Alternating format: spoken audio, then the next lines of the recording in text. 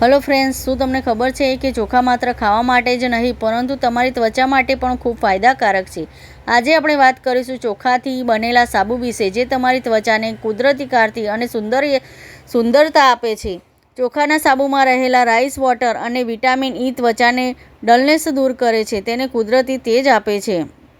ચોખાનો સાબુ કોલેજન વધારે છે, જેના કારણે ત્વચા ટાઈટ રહે છે અને ઝુર્રીઓથી પણ બચાવે છે। તો ચાલો આપણે આજે બનાવીશું ચોખાનો સાબુ, જે તમને તમારી ત્વચા માટે ખૂબ ફાયદાકારક રહેશે। તો ચોખાનો સાબુ બનાવવા માટે જુઓ, મેં અહીંયા સાબુ બનાવવાનો બેઝ લીધો છે। જો આ તમને ગમે તે કરિયાણાની દુકાને પણ મળી જશે। જો કરિયાણાની દુકાને તમને ના મળે તો તમે ઓનલાઈન પણ આને મંગાવી શકો છો। ઓનલાઈન તો તમને મળી જ જાય છે આ સાબુનો બેઝ। અત્યારે બહારના સાબુમાં બહુ કેમિકલ આવતું હોય છે અને આપણી ત્વચાને નુકસાન કરતું હોય છે। તે માટે જો આપણે નેચરલ તરીકેથી સાબુ બનાવવો હોય ને, તો આ રીતે આપણે ઘરે બનાવી શકીએ છીએ। તો આપણે સાબુના બેઝને આ રીતે કટ કરી નાખીશું। તમારે જો જેટલા સાબુ બનાવવા હોય ને એ પ્રમાણે તમારે આ રીતે બેઝને કટ કરી નાખવાનો। તો આને આપણે ચોરસ પીસમાં કટ કરી દઈશું। આ રીતે જુઓ, આ રીતે ચોરસ પીસમાં કટ કરી નાખીશું। જો તમને મારો વિડીયો અને આ સારો લાગે તો મારી યુટ્યુબ ચેનલને લાઈક, સબસ્ક્રાઈબ અને શેર જરૂરથી કરજો અને કમેન્ટ કરીને મને કહેજો કે તમને આ વિડીયો કેવો લાગ્યો। તો જો સાબુના બેઝને આપણે આ રીતે કટ કરી નાખવાનો છે। જો આને કટ કરીને આપણે એક વાટકામાં એડ કરી દઈશું અને આને ગરમ પાણીમાં આપણે ઓગાળી નાખીશું। જો અહીંયા મેં ગરમ પાણી કરવા મૂકી દીધું હતું, તો ગરમ પાણીમાં વાટકાને આપણે આ રીતે મૂકી દઈશું।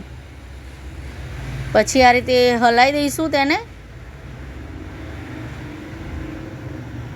જેથી એકદમ સાબુનો બેઝ આપણો ઓગળી જાય। આ રીતે ઓગળી જશે। જુઓ, આને તમારે સહેજ બી પછી ગરમ કર્યા પછી ઠંડુ નથી થવા દેવાનું, આ તરત જ જામી જાય છે। તમારે જ્યારે ગરમ હોય ને ત્યારે જ આમાં બધી સાબુ બનાવવાની સામગ્રી અંદર એડ કરી દેવાની છે। જો સહેજ પણ નીચે મૂકશો અને ઠંડુ થશે ને તો આ જામી જશે। પણ તમારે જો જામી જાય ને તો તમે ફરીથી પણ આને ગરમ કરી શકો છો। ફરીથી આપણે ગરમ કરીએ ને તો સરસ આ રીતે ઓગળી જાય છે। તો હવે આપણે સાબુ બનાવવાનું ચાલુ કરીએ। તો સાબુમાં આપણે અહીંયા જો મેં અહીંયા ચોખાનો લોટ લીધો છે। અહીંયા મેં ચોખાને પહેલાં પલાળી કોરા થવા દીધા હતા અને પછી આ રીતે તેનો પાવડર બનાવી દીધો હતો ચોખાનો। તો આ ચોખાનો લોટ આપણે અંદર એડ કરીશું। એમાં ચોખાને મેં મિક્સરમાં પીસી નાખ્યા હતા, પલાળી કોરા થવા દઈને ચોખાને પીસી નાખ્યા હતા। તો એમાં ચોખા એડ કરીશું, ચોખાનો પાવડર। પછી અહીંયા જો મેં આ વિટામિન ઈની કેપ્સ્યુલ લીધી છે। આ પણ આપણી સ્કિન માટે બહુ ખૂબ ફાયદાકારક હોય છે। તો આપણે વિટામિન ઈની 3 કેપ્સ્યુલ અંદર એડ કરીશું। આ રીતે એક વખત સાબુ બનાવી જોજો, ખૂબ સરસ સાબુ આપણો ઘરે તૈયાર થાય છે અને એકદમ હેલ્ધી સાબુ બને છે, સહેજ બી નુકસાન કરતો નથી અને સ્કિન આપણી એકદમ દાગ ધબ્બા દૂર થઈ જાય છે અને સ્કિન આપણી એકદમ ચમકવા માંડે છે, એવો આ સાબુ અહીંયા તૈયાર થાય છે। તો હવે અહીંયા મેં એલવીરા જેલ એડ કર્યું અંદર 3 ચમચી। પછી અહીંયા જો મેં ગ્લિસરીન લીધું છે, તો આપણે અંદર ગ્લિસરીન એડ કરી દઈશું। જો 10-15 ટીપા આપણે ગ્લિસરીનના અંદર એડ કરીશું। પછી અંદર એમાં ગુલાબજળ એડ કરીશું।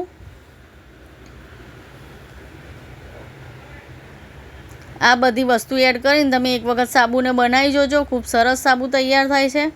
હવે તેમાં આપણે દૂધ એડ કરીશું। જો દૂધ એડ કરીને આ રીતે મિક્સ કરતા જઈશું। આમાં ગોટલીઓ સહેજ બી ના રહેવી જોઈએ, નકર સાબુ સારો નહીં બને। એટલે થોડું થોડું દૂધ એડ કરીને આ રીતે મિક્સ કરતા જવાનું। જુઓ, આ રીતે મિક્સ કરતા જવાનું છે.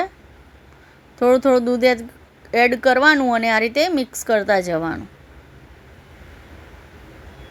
એકદમ પતલું આપણે બેટર આનું તૈયાર કરીશું, એકદમ પતલું. જો આ રીતનું પતલું આપણે બેટર તૈયાર કરવાનું છે. જો તમે આ સાબુ એક વખત બનાવશો ને તો તમે ડવ સાબુ પણ ભૂલી જશો. એટલો સરસ આ સાબુ તૈયાર થાય છે. અત્યારે બધા સાબુ શું મોંઘા આવતા હોય છે, તે માટે આપણે ઘેર આ રીતે સાબુ બનાવી દઈએ ને તો આ સસ્તો બી પડે છે અને આપણી સ્કિન માટે સારો પણ રહે છે. સ્કિન બી આપણી સરસ થઈ જાય છે, એકદમ ટાઈટ અને એકદમ વ્હાઈટ સ્કિન થઈ જાય છે. તો જો આપણે પેલો જે બેઝ ઓગાળીને રાખ્યો તો સાબુનો, આ બધું મિશ્રણ એમાં એડ કરી દઈશું.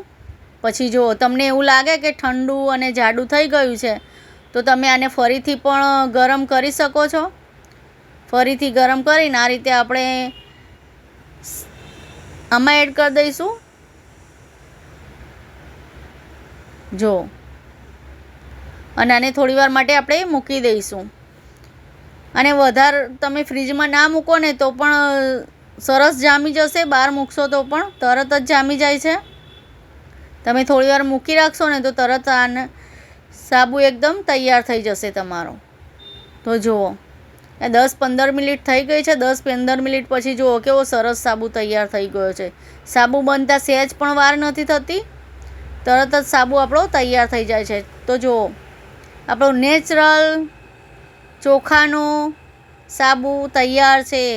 આ રીતે તમે બનાવશો ને તો તમે કહેશો કે ના બેન, સરસ સાબુ તમે બનાવીને બતાવ્યો. તો જુઓ આ રીતે બધા સાબુને આપણે કાઢી દઈશું. તો જુઓ કેવા સરસ સાબુ બન્યા છે અને એકદમ આપણે કશું જ અંદર એડ નથી કર્યું. ચોખા અને ગુલાબજળ, ગ્લિસરીન, વિટામિન ઈની કેપ્સ્યુલ એ બધું જ એડ કરીને આપણે આ સાબુને બનાવ્યો છે. તો જુઓ નેચરલ સાબુ આપણો તૈયાર છે. આ સાબુ તમે લાવશો તો તમને ડવ સાબુની પણ જરૂર નહીં પડે. એટલો સરસ સ્કિન માટે આ સાબુ તૈયાર થાય છે. તો તમને મારો વિડીયો સારો લાગે તો મારી યુટ્યુબ ચેનલને લાઈક, સબસ્ક્રાઈબ અને શેર જરૂરથી કરજો. કમેન્ટ કરીને મને કહેજો કે તમને આ વિડીયો કેવો લાગ્યો. તો જુઓ બન્યો છે ને સરસ સાબુ. તો હું તમને જો હાથ ધોઈને પણ બતાવી દઉં કે કેવો સરસ એકદમ નેચરલ સાબુ આપણો તૈયાર થયો છે. જો તેનું ફીણ પણ કેવું વળે છે. જુઓ જો કેવો સરસ એકદમ નેચરલ સાબુ આપણો અહીંયા તૈયાર થયો છે. જુઓ જો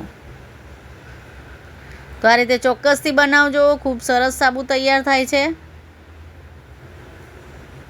જો તમારા ડાઘ, ધબ્બા, ચહેરા ઉપર ખીલ બધું મટી જશે આ સાબુથી. તો બધાને મારા તરફથી જય મા લક્ષ્મી.